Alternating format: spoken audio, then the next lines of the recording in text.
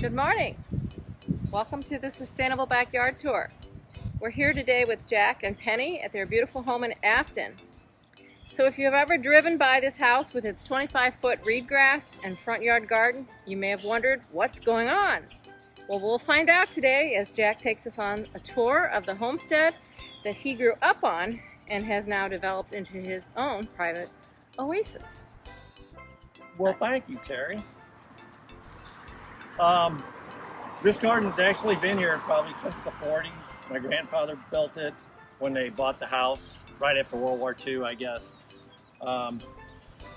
This is the giant reed grass called a Rundo Donax, and it gets about 28 feet tall. It's a real showstopper. It doesn't really spread much, and it dives back to the ground every year, so it's all new growth. This whole front of my garden, I just kind of like to make a butterfly garden, make it ornamentals, and make it pretty from the street. I got a lot of common milkweed in here. This is a cup plant. One of the guys' wives at Missouri Botanical Garden gave me that. It's nice, it holds water for the insects. It is semi-invasive, it spreads kind of quick. That's my zinnia patch over there. For the life of me, I cannot grow zinnias. I plant the heck out of them, and I think the rabbits eat them. Rabbits love zinnias. I got it fenced. Maybe I'll get some this year. So all of this gets really tall. I'm not even sure what this is called. It looks like cannabis, but it's not. This is like will grow like 15 feet and get yellow flowers on it. So it looks really lush from the street. And then you can't see me in the backyard. You can't see my tomatoes or peppers or anything. And that's the whole thought behind all of this. And if the zinnias grow, you'll see zinnias here. Come on this way. I got 4 fig trees. This one's been in the ground. This is the 4th season for this one. I've never got a fig off of it. I grew it from a little seedling about that big I got from Baker Creek. I'm not sure what kind it is. But I also have the Chicago Hardy, and those started producing right away. 2 of those, so I got a lot of figs from Chicago Hardy. The way I do my garden mainly is it's focused, oddly it's focused around my garden, my garlic crop. And what I do is the garlic crop's going to be like an expanse. It's going to run one section of my garden, and there's like 4 sections here. That's the flower, another section right there, and then raised beds in the back. What I'll do is, when I know where the garlic's going to be, I amend the ground really well, get it really rich and fertile, and then I put in the garlic, which is the very #1 right now. And then the following year it comes up to this next one, and then the next year it comes up to this one, and everything rotates with it. And then wherever the garlic is planted, since it comes out in the middle of June, that's where my fall garden is going to go. So I get some rains, hopefully in June, which we haven't been getting, and I prep the ground, and then that's where my fall garden is. And then the next section of garden gets cleared out, and then the garlic goes in, fertilized, and the mulch or whatever, and the garlic goes in there. And that's how I rotate the entire garden every year. So I don't even have to think about what went where. So I got tomatoes and peppers right here. So they obviously are not going to go here next year. Garlic is right there. It'll go here. Tomatoes and peppers will go there.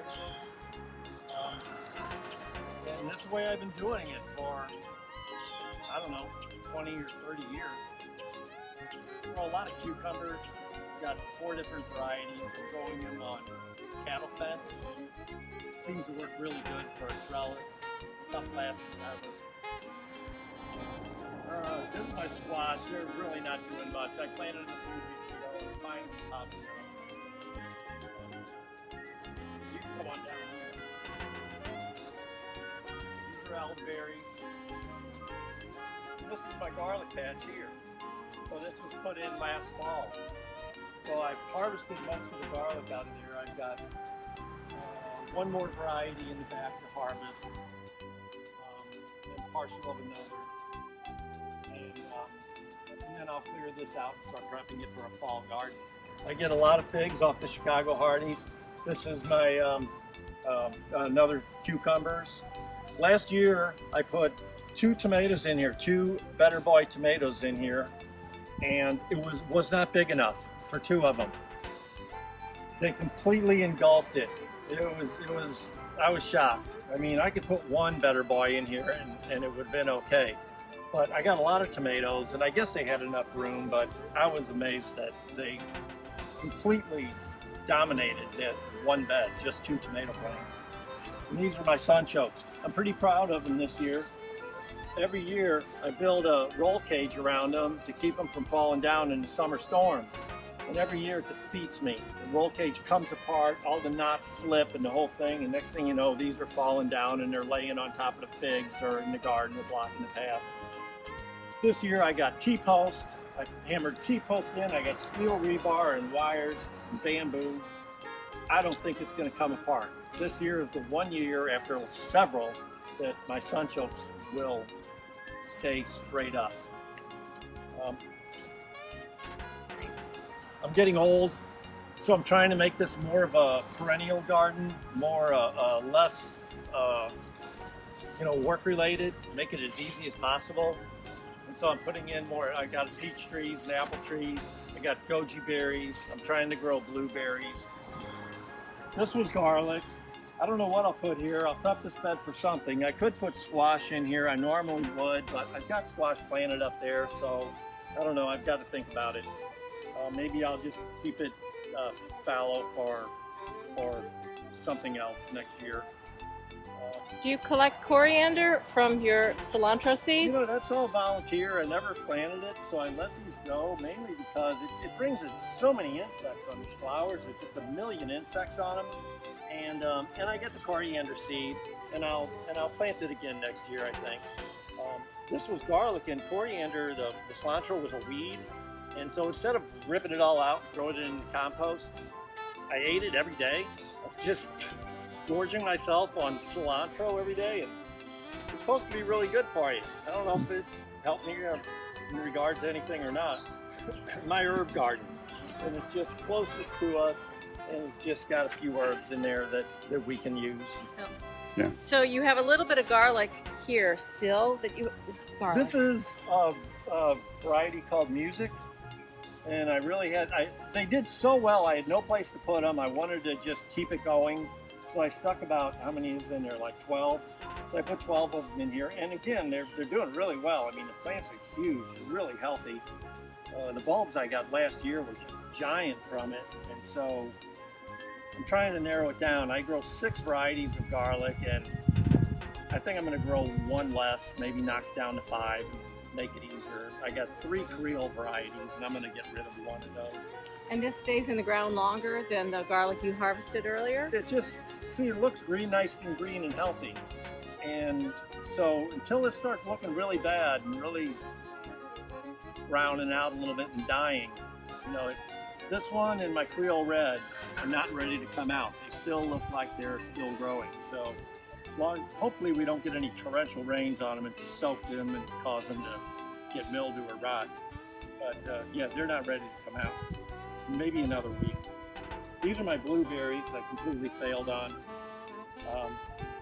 Even though they have blueberries on them. A lot of people do. don't even get that. They do, but I mean, the thing like this, with a bed like this, I think what you need to do is like take a block of sphagnum peat or something with a pH of like 3, and even though sphagnum's bad, whatever, and till it in real good and get that acid into your soil and throw some sulfur on there, and don't even use it for like a year. Just let it meld into a nice conditioned soil with a very low pH, and then put them in. And I didn't do that. I didn't really prep the soil good enough when I began. And for 3 years, I mean, these are supposed to get 6 feet tall, and I don't think they're going to. So it's like I'm the kind of person that just wants to rip it out and start from scratch. So that's probably what I'll do. The goji berries are kind of like Frankenstein. It's the most invasive plant I've ever grown. Very aggressive, unbelievable. I mean, so you can see it's coming up here. It'll send runners 20 feet under the ground. They'll probably have it coming up on the hillside here. but I believe you're supposed to cut it down flat every year, and then as it grows up, just allow like 5 or 6 sprigs to come out. But I this year, I don't know why I did it. I cut them down and I cut a bunch of them off, but I left about 8 at about 18 or 2 feet tall, and they sprouted like flowers. I mean, out of the sides, and this is what you get. But I'm thinking I could get 1 million goji berries off of this, the way it's growing like this. And so I'll probably just take some tomato twine, tie it onto my fence, my cattle fence there, and bring this up and just bring it around and hold it up so I can work here and mow. Goji berries are kind of a pain. You can eat them all summer long, but like one branch like this will be loaded, will have like 50 goji berries on it, but they'll all be ripening at different times, all of them. So you'll have to go through and pick the ripe ones off, and then the next day or two go through, pick the ripe ones off. And you can do this every day, all summer long, to every one of these. And so it's very labor intensive, which a lot of them, needless to say, go bad. You know, I let them drop. And then I got my Perennial berry. What do they call that? A chokeberry, I think. And it's loaded with chokeberries. I've never grown them before. This has been here this is the 3rd season for the Perennial berries. So we'll see how that does. And that's about it.